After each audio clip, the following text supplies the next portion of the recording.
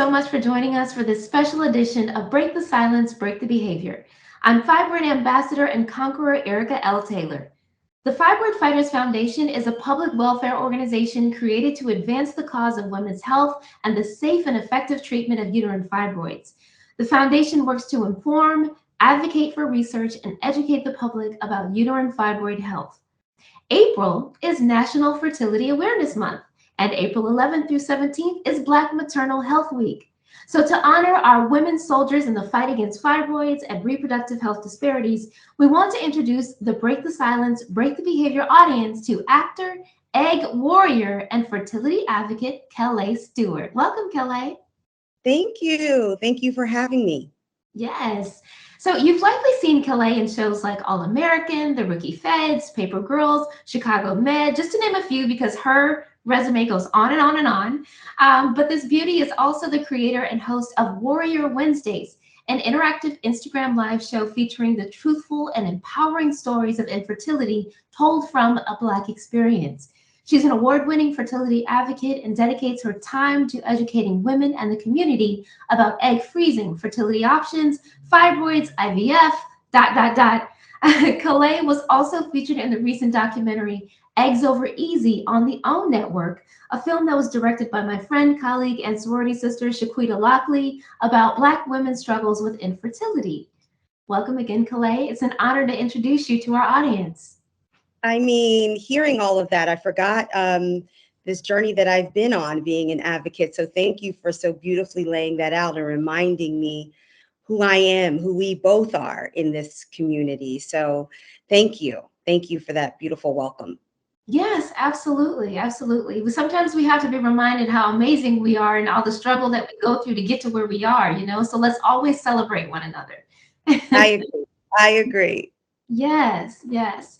So, Kellee, my life, I know you don't know much about my story, but my life was forever changed by my fibroid diagnosis back in 2008. And it escalated from there, even taking me to the intensive care unit. But later in life, the biggest issue became infertility. Because of reoccurring bouts of fibroids and the multiple invasive surgeries that I had had, along with endometriosis, I suffered from premature ovarian failure. These are things I found out about later in life when I was actively trying to conceive. As a result of the reproductive trauma I went through for years, my husband and I were given a 0.1% chance of conceiving a child. And the story continues. But with the help of women like you, we hope to decrease the number of stories like mine. So I just want to ask you first, what prompted you to get into egg freezing? Well, I just knew that I always wanted to be a mom one day, or at least have the opportunity, the chance to be a mother. And for me, I was in a long-term relationship of 7 years that did not turn into the marriage, the lifelong partnership that I had hoped for. Now I'm thankful for that. But what I wasn't thankful for is that I gave away my best baby making years in a relationship that I think, if I'm honest with myself and with your viewers, I knew was not the one 2 years in. So staying those extra 5 years, sometimes we go past the expiration date. And I didn't realize that I was also giving away my biology. I never thought of it that way. And so when the relationship was over on a Sunday, I'm a woman of faith, and I prayed on it, and I heard God say, go freeze your eggs. And by that following Wednesday, I was at the fertility specialist to get a fertility diagnostic test and an understanding of whether or not I was a candidate. So when I found out I was a candidate, I froze my eggs. I was 37 years old at the time, and I yielded 32 eggs, in which 29 were viable and successfully frozen. Now, I do want to mention that that means I'm freezing my potential fertility. They would have to be then defrosted and made into embryos, all in which they may not all survive. We all know that.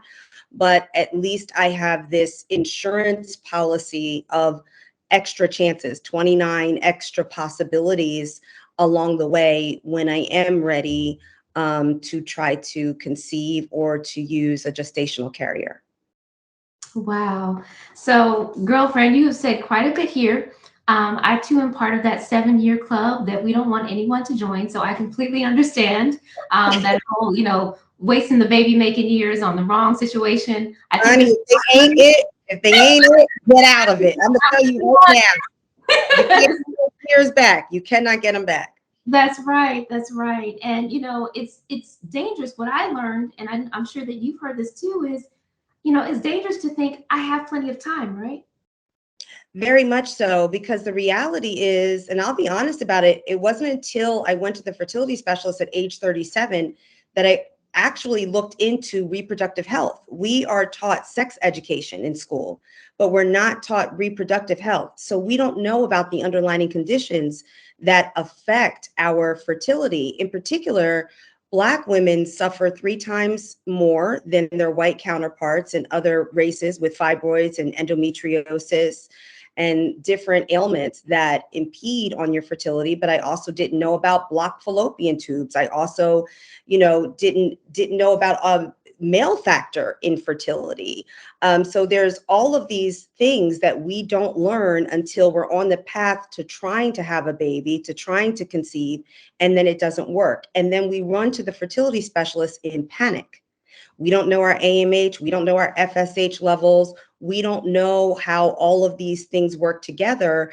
And that's something that we can avoid. We can avoid the panic, but we have to be proactive. And it shows like this and organizations that you work for like this and conversations like we're having that hopefully will reach the ears and the hearts and the minds of people to say, hey, I don't know how many eggs I'm working with. I don't know if drinking out of plastic or microwaving this in a plastic container is damaging my eggs. I'm here to tell you it is. But there's these environmental factors that we don't know about. And there's so many, intricate things that go into conception. And until we learn those things, we're not able to be proactive for ourselves and the people that we love. Absolutely. And I'm so glad you mentioned those external factors that people really don't realize are affecting our bodies, like, the plastic bottles and things like that. Because ultimately, Kellee, this is a conversation about hormones, which can be pretty unpredictable at times as we get older. And the hormones are what feed the fibroids, they feed the endometriosis, they feed the PCOS and all of that. So, what else have you learned about hormonal behavior that you can share with our audience, and the resources available to us as patients to keep track of it all? Well, you should be able to get your hormone panels done. And these are things that you may have to bring up and ask for when you're at your annual gynecological exam. And for those that are not going annually, you need to be. You need to write down the questions and ask for the test that you want if having children is a goal. Because as you know, there's the AMH level, which is your anti-Müllerian hormone level.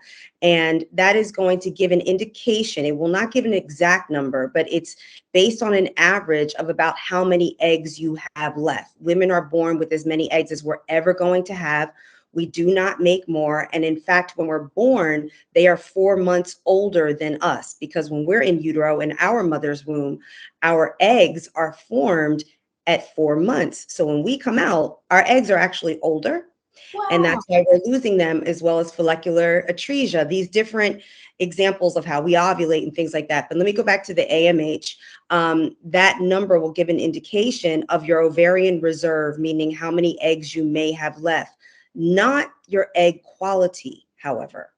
And that's really important to speak about, because that's really what matters. When we say it only takes one egg, what we mean is it only takes one viable, good quality egg, hopefully, and the sperm to match and everything to go from there to form an active pregnancy carried to term. So we need to know those levels, our follicle stimulating hormones levels, and we need to just constantly be aware of the different things that are helping our hormones in our diet and those things that are hurting our hormones in our diet. When your body starts changing, when you start getting a little bit heavier in the middle, that could be an indication of an underlying condition that may have some ability to be cared for and managed for you.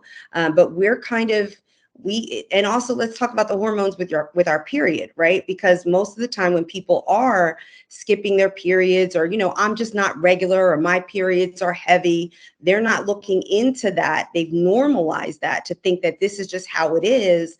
And they're not understanding that that could be a hormonal imbalance. It could lead to fibroids. It could be endometriosis, PCOS, as you mentioned earlier. So it's really imperative that we get an understanding of our hormonal health as well.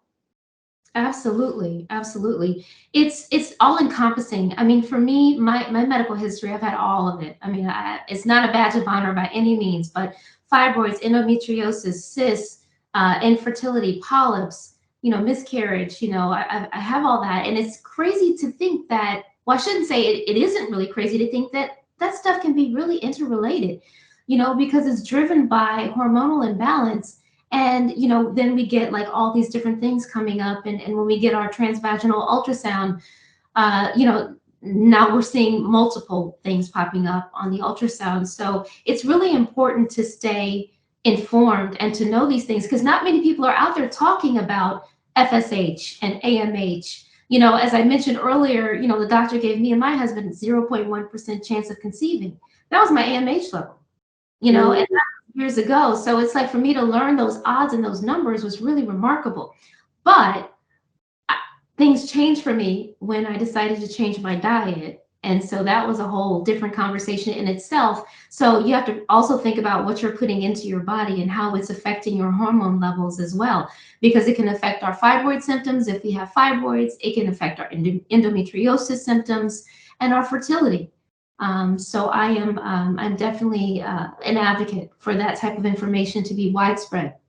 And as a fibroid fighter, I work to inform women about their non-invasive treatment options like UFE, uterine fibroid embolization, because I wasn't offered those options when I was in my fibroid struggle.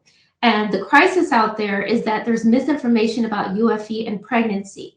There are actually very high rates of pregnancy after UFE. So many folks are ready to like cut and snip to relieve the symptoms and say, oh, you could have a myomectomy, you could have a hysterectomy. Okay, well, now you've left me with, a low to no option of conceiving a child or to being able to carry a child. That's a whole different conversation. So it's really important to know what procedures can protect the uterus so that when you go back to those eggs that you froze, you can carry the child later. Well, you just had a sermon right there. First of all, let me commend you for everything that you've been through, for being an active voice in this community and lending your experience and speaking truth to power, even through the pain, emotionally and physically, that you endured to get to this place to continuously want to educate and empower other people based off of your own experience. So I commend you for that. And I just send angel wings to you and love to you, because it's not easy even being an advocate in this space when you are still, and I'm speaking for myself now, when you are still in search of the time, or will I ever have a child? And, when we're in this waiting season, WAIT, waiting season, we're carrying a heavy weight, WEIGHT. And so, sometimes these conversations, hopefully most of the time, lift a little bit of that weight for us while we're trying to educate others. And you talked about the different forms of fibroid methods to decrease or shrink or remove fibroids. And you're absolutely right. Most times doctors will only give you the option that they are comfortable doing, the procedure that they have done with success in their standards, and not necessarily all of the options that may be available to you. So it's very important that, number one, you have a health advocate with you, you do your independent research, you have somebody that can speak on your behalf, because when you get these diagnoses, it's very emotional. You're not going to be thinking of every question that you want to ask. And you need to have somebody there with you to hold your hand, to be able to ask the important questions and the tough questions, get second opinions, third opinions, fourth opinions. Ask yourself, what is my goal? If my goal is to keep my uterus, if it's a possibility to do so, go to each and every doctor until you can find somebody that speaks into your listening. And that way, that even if for whatever reason, a hysterectomy is the only option in order to save your life. Because let's be honest here, if fibroids are out of control, it's a life-threatening condition. So we do need to take into account, that our period is a vital sign. I learned this from Dr. Cindy M. Duke, who is head of the Nevada Fertility Institute. And when I heard that, it was the first time it was ever put to me as an adult woman. And a vital sign is anything that gives life or could take it away, the same way your heart rate, the same way oxygen is. So we have to be mindful that though our cycle is a place where we recognize life coming and we want to get pregnant, it's also something that can take it away if we do not have the proper medical care. And as Black and brown people in this country, there is a lot of health disparities that go on. So be an advocate, bring an advocate with you, listen to podcasts like this and conversations like this, and get second, third, fourth, fifth opinions until you are at peace with the treatment option that makes sense for you and the goals of your life. Amen and hallelujah to that. Mhm. I want to ask you, Kellee, I know that you've had multiple conversations with women about fertility and egg freezing. What are some of the common questions and fears that you come across, especially from Black women, about freezing their eggs and the whole conversation about infertility? Well, the most common question that I get, and I'm hopefully just found a solution to it.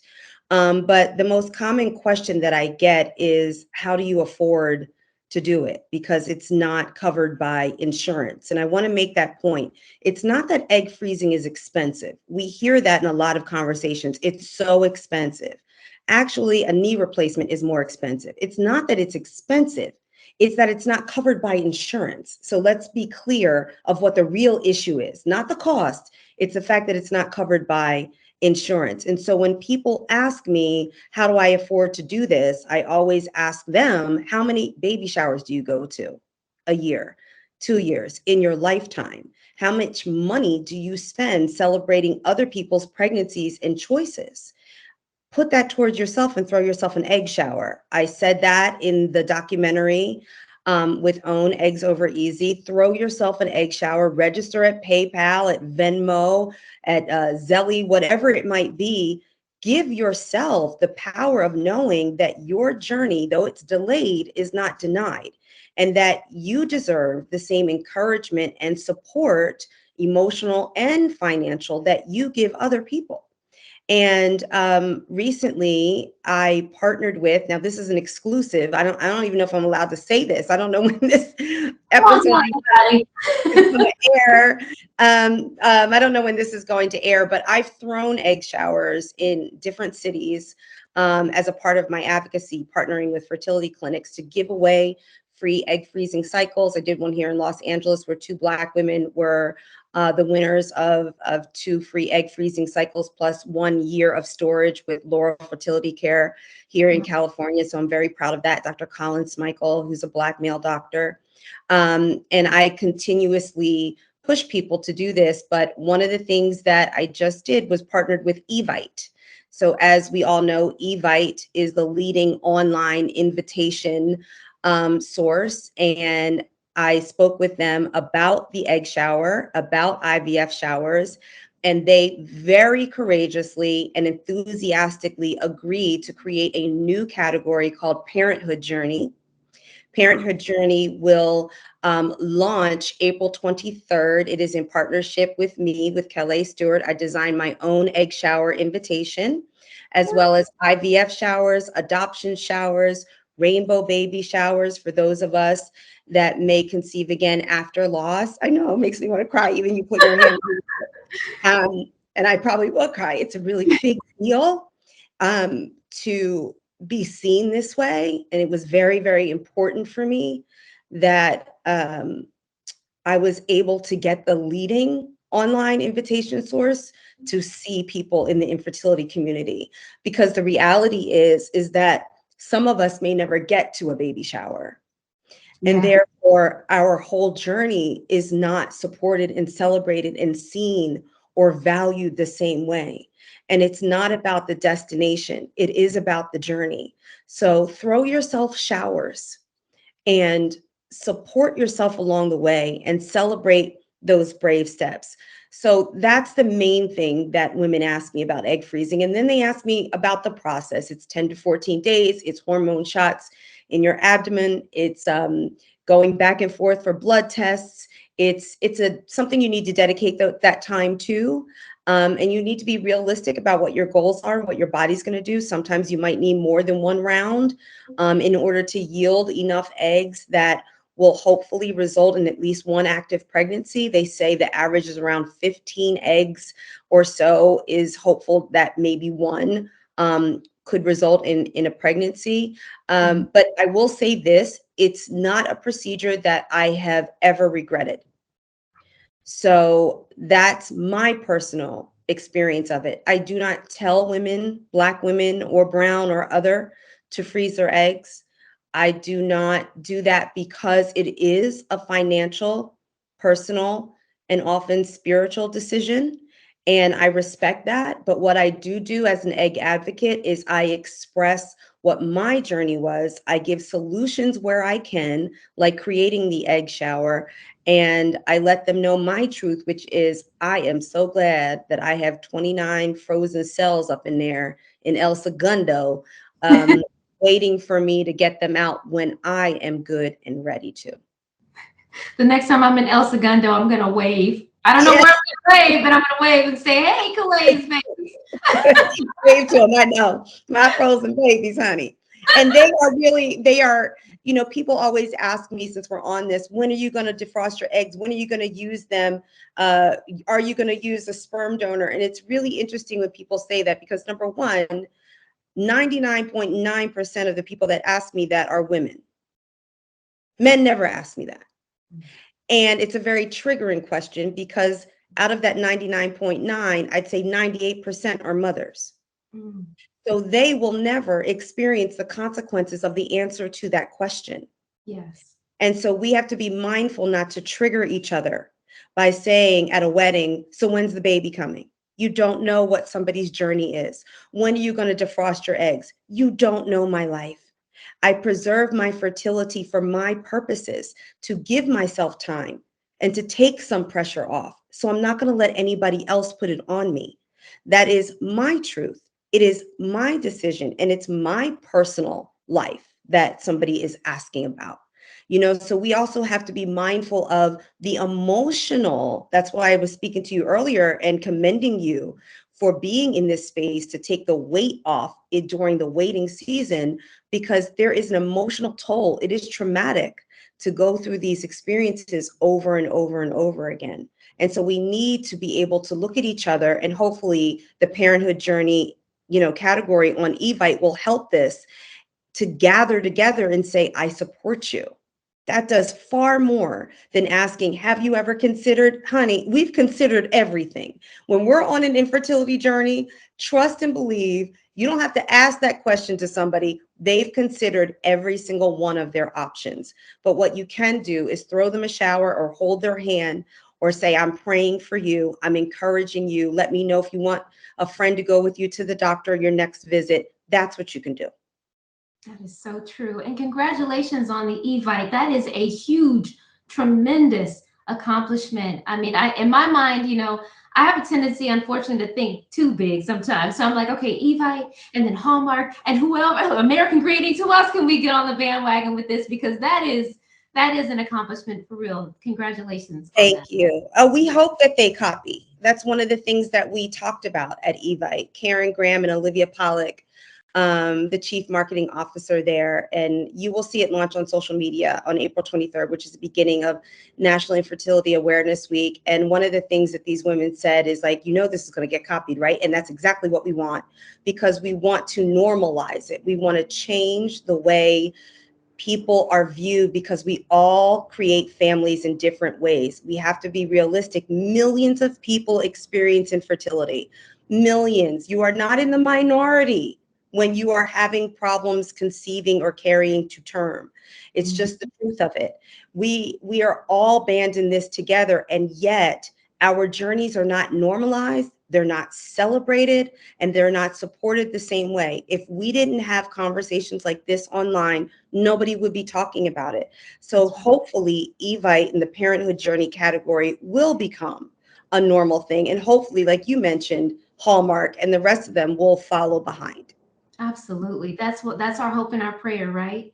Yes. Just a couple more quick questions, Kellee. I just want to ask you just to kind of give us a glimpse of the severity of the problem of infertility in America, with especially among Black women and women in general. Can you kind of give us a glimpse through any statistics that you might know?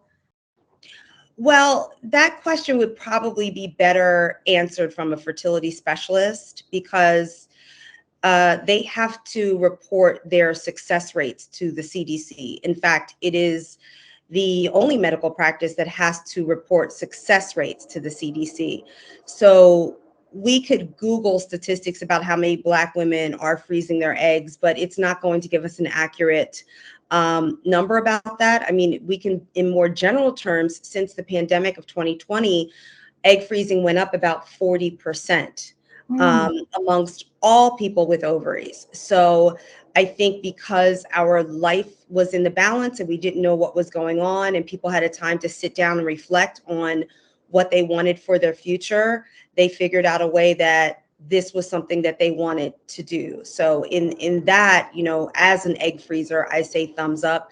Black and brown women are 2 times more likely statistically to suffer from infertility, because we're that much more likely to have fibroids and endometriosis and the things that genetically are linked in our bloodline. So when people talk about like the father of gynecology in this country, who did surgery on enslaved African American women without anesthesia, Dr. James um, Sims, yeah, yeah. exactly. When we talk about those types of things, we're not actually realizing that one of the things that has done in our country is it has made us think or assume Black people are fertile, because when we were enslaved, we were breeders. We were thought to be breeders, and Mhm. so that has trickled down even to our generations now, of assumption, even within our own families. Oh, you Black, you fertile, is fine.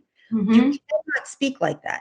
You cannot, do not go back in history and borrow what they said about Mhm. us, Mhm. because it is not true. And these are the conversations that keep us from going to the doctor, keep us from being proactive, that keep bias in the doctors that are treating us. Yes. You know, I talked to my friend Eloise Drain, who is the creator and founder of Family Inceptions, which is the first donor and surrogacy agency in Georgia. She's a Black woman, not the first one by a Black woman, the first.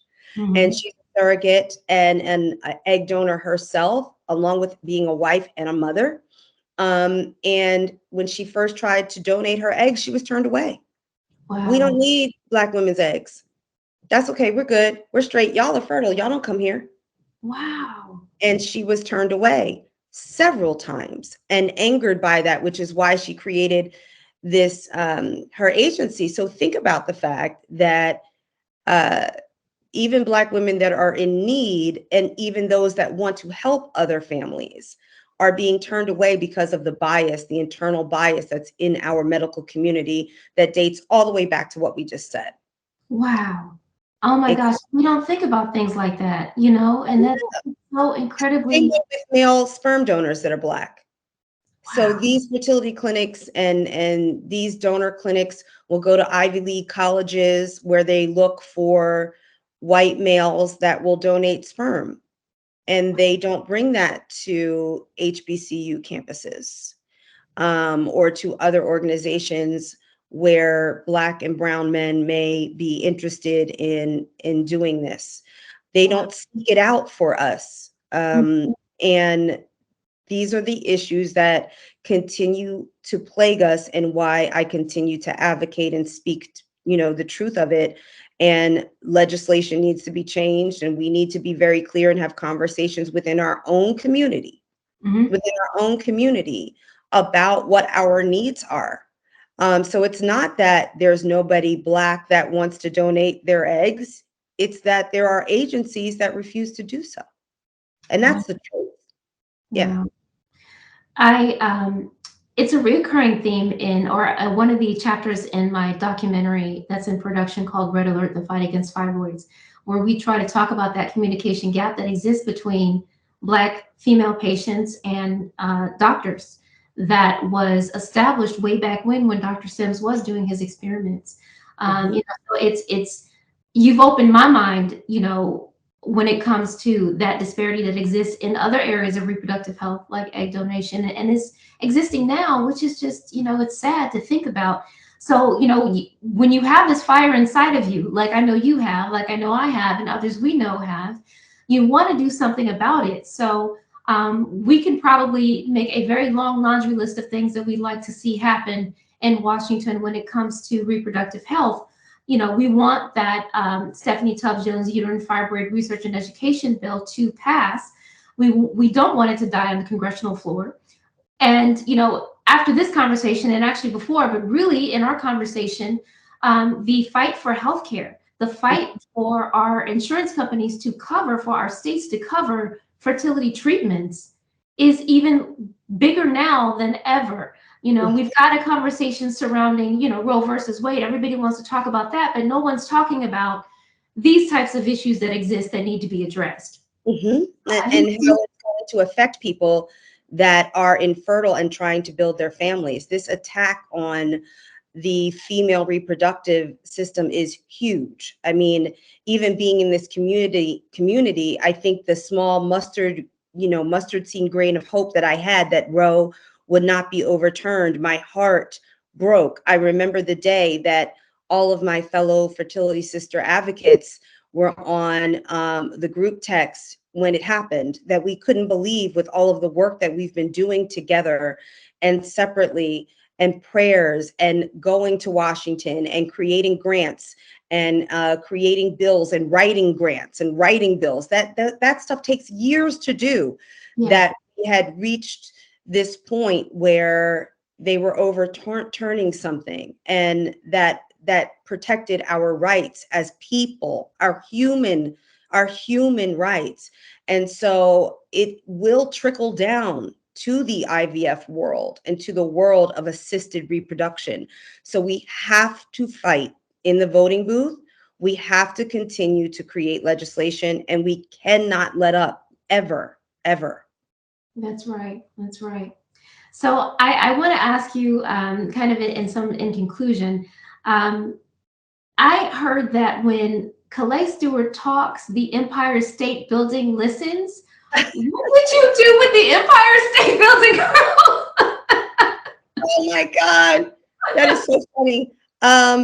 I lit up the Empire State Building orange last year during National Infertility Awareness Week with another fellow advocate, Allie LaForce, who is a sports journalist and now a dear friend. And I was honored. It was the first time the Empire State Building has ever been lit up to honor the journey of infertility, the very first time. So Resolve, the National Infertility Association, as well as Progeny, graciously asked me to be a celebrity lighter, and I, of course, accepted. I know who is doing it this year because I helped make sure that that could happen. I called a friend that called a friend that called a friend. I can't say who it is, but let's just say it got better with time. She is fantastic, and has a beautiful journey and story and speaks so great about it. So I'm excited for everybody to see. But it was the time of my life, and to stand in front of the press and speak openly about Black and Brown journeys of infertility and speak unapologetically. I do not, on any platform, ever water down the fact that I'm a Black woman and that I specifically speak to Black patients and Black doctors only. I don't water that down at all, because our faces and our voices deserve to be seen and heard. And I have allies in people like Rebecca Flick at Resolve, who sees that there's a gap and wants to help fill it and give me the space to do so, like my friend Selena Yang at Progeny, who sees that the gap and says, hey, say it loud and say it proud, that puts that microphone in front of my face. So though I'm the one you might see doing it, there are people that are making sure that that happens. And those two women made sure that I stood at the tippy top of the Empire State Building. Honey, my wig almost blew off. It was worth it though. It was worth it because Black and brown infertility journeys were fully represented, loud and clear. And it was an honor and a pleasure. And I can't wait for you to see who does it this year. That's fantastic. I'm excited. I can't wait. I cannot wait. Thank you so much for everything that you're doing for women, for Black women, for yourself, for me, for our unborn children. Thank you so much for everything that you're doing, Kellee. Just in a final question, what is your wish? What is your wish for women who are in that reproductive age and who dream? My wish is that they prioritize themselves, that they put themselves first, that they see and envision the life that they want, and they take the steps to get it proactively. My wish is that whether it's easy or whether it's delayed, that they are never denied. And my wish is that we collectively normalize all of the ways that we create and build love and families, and that no one that is challenged by infertility suffers in silence again, that we're able to throw showers, hold hands, light up the Empire State Building, have conversations, and know that we are not alone, that each and every one of us has an experience and a story to tell that can help ourselves and help the person and the sister sitting next to us. And so that is my wish for everyone. See it, be proactive about it, and don't suffer in silence anymore. Wise words from Kellee Stewart. Kellee, this has been such an honor and a joy to speak with you. You are light and love, and we thank you for being in this space. We want women to know that the treatment starts from within.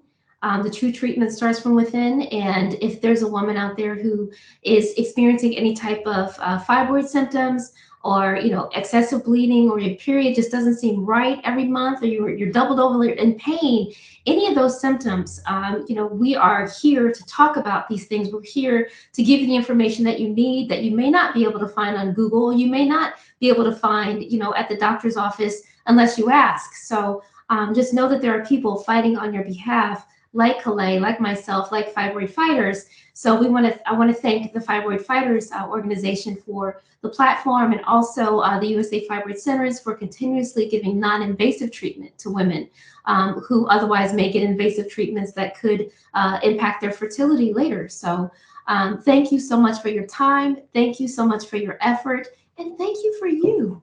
Thank you so much for all of the things. Same to you. Thank you for your time, effort, and for that beautiful smile. All right. Take care. Thanks, Kellee. Bye.